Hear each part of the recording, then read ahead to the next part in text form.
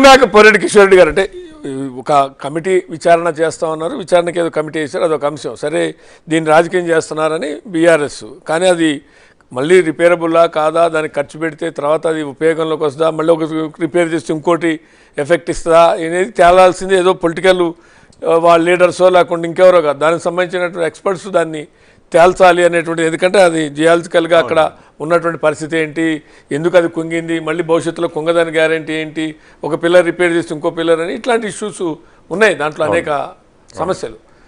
బేసిక్గా ప్రాబ్లం ఎక్కడ వచ్చిందంటే మేడిగడ్డ విషయంలో, ఇది ఇప్పుడు మనము పంజాగుట్ట ఫ్లైఓవరే అన్నారు, ఆ కన్స్ట్రక్షన్ అప్పుడు కన్స్ట్రక్ట్ చేస్తున్న విధానంతో అది ఒకటి కింద పడింది, చనిపోయారు, లిఫ్ట్ చేసిన.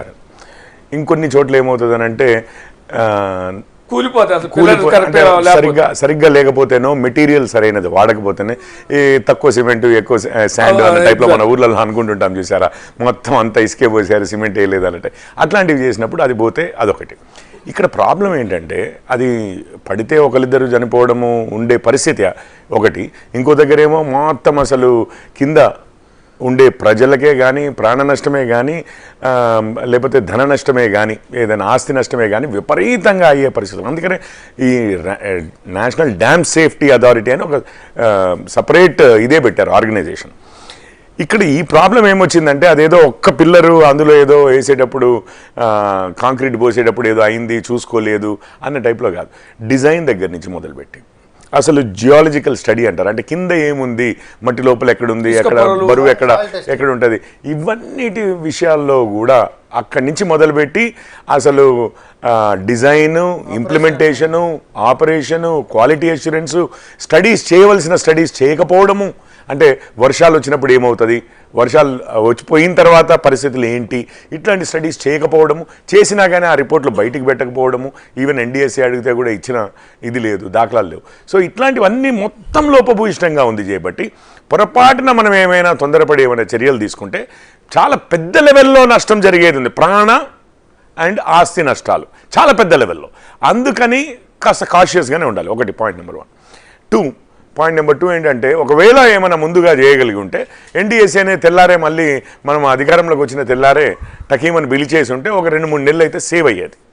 మూడవది, ఈ కన్ఫ్యూజన్కి అంతటికీ కారణం ఏమైందంటే ఒకసారి ఈ ప్రజెంటేషన్ పెట్టారండి.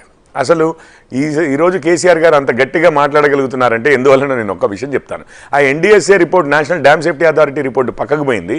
ఒకరోజు పేపర్లు అన్నింటిలో హెడ్లైన్స్ వచ్చింది, డైమండ్ కట్టర్స్ వాడతారట, ఈ 3 పిల్లర్లని మాత్రం తీసేసి మళ్ళీ పునర్నిర్మిస్తారట అని చెప్పి ప్రజెంటేషన్ చెప్పారు, పెట్టారు అని చెప్పి. అంటే కాంగ్రెస్ ప్రభుత్వమే చెప్పింది డైమండ్ కట్టింగ్, బ్లాస్టింగ్ చేస్తే ఇంకొక రకంగా చేస్తే మిగిలిన స్ట్రక్చర్కి డ్యామేజ్ అవుతుంది, కాబట్టి అధునాతనమైన టెక్నాలజీ డైమండ్ కట్టర్లు వాడి మిగిలిన పిల్లలకి ఎటువంటి హాని జరగకుండా వాటిని తీసేసి కొత్తగా కడతాము అన్న టైప్లో ప్రతి పేపర్లోనూ హెడ్లైన్ వచ్చింది. నేను షాక్ అయ్యాను, అరే ఇంత తొందరగా ఎట్లా డిసిషన్కి వచ్చారు వీళ్ళు, అసలు దీంతో ఏం చేయాలి అన్నది, డైమండ్ కట్టర్లు పెట్టి తీసేస్తారా ఏంటంటే ఈవెన్ అప్పటికి ఎన్డీఎస్ఏ మళ్ళీ పిలిచింది లేదు, డీటెయిల్ స్టడీ చేసింది లేదు, అంటే ఆనవాళ్ళు కూడా తీసేస్తారా, అసలు ఏ విధంగా కృంగిపోయింది అనేది తెలుసుకోలేకుండానా లేకపోతే ఏంటి ప్లాన్ అనుకున్నా.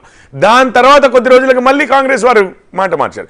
ఈ కన్ఫ్యూజన్లో ఏమైపోయిందంటే బీఆర్ఎస్ వారు కూడా ఇగో మీరే చెప్పారు కదా, ఐడియా ఇచ్చారు కదా, 3 డైమండ్ కటింగ్ పెట్టేసి తీసి అవతల పడేసి మళ్ళీ 3 పిల్లర్లు కడితే అయిపోయింది కదా అన్న టైప్లో ఇప్పుడు వాసుదేవరెడ్డి గారు ధైర్యంగా చెప్పేస్తారు. కాకపోతే అది ఎన్డీఎస్ఏ రిపోర్ట్ చదివిన ఏ ఒక్కరైనా కానీ చెప్పేదండి, అందులో డైరెక్ట్గా లైన్ ఉంది, నేను చదవమంటే చదివి వినిపిస్తాను, ఇప్పుడే 1 నిమిషం పడుతుంది అంతే.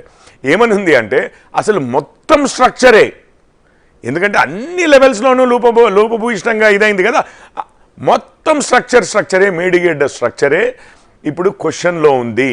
అసలు ఇది సర్వైవ్ అవుతుందా లేదా, పూర్తిగా తిరిగి కట్టుకోవాలనా అన్నది హైలైట్. అదే కాదు, సుండిల్లా అన్నారంలో కూడా మేడిగడ్డలో ఇప్పుడు ఏవైతే జరిగిందో దానికి ముందు జరిగే పరిణామాలు ఉంటాయి చూసారా, ఇక మీకు ఏదో ఫీవర్ వస్తుందంటే ముందు గొంతులో కిచకిచ అని, దాని తర్వాత జ్వరం వచ్చి, దాని తర్వాత ఇంకో సిమ్టమ్స్ అన్నీ కూడా 2 కనిపిస్తున్నాయి.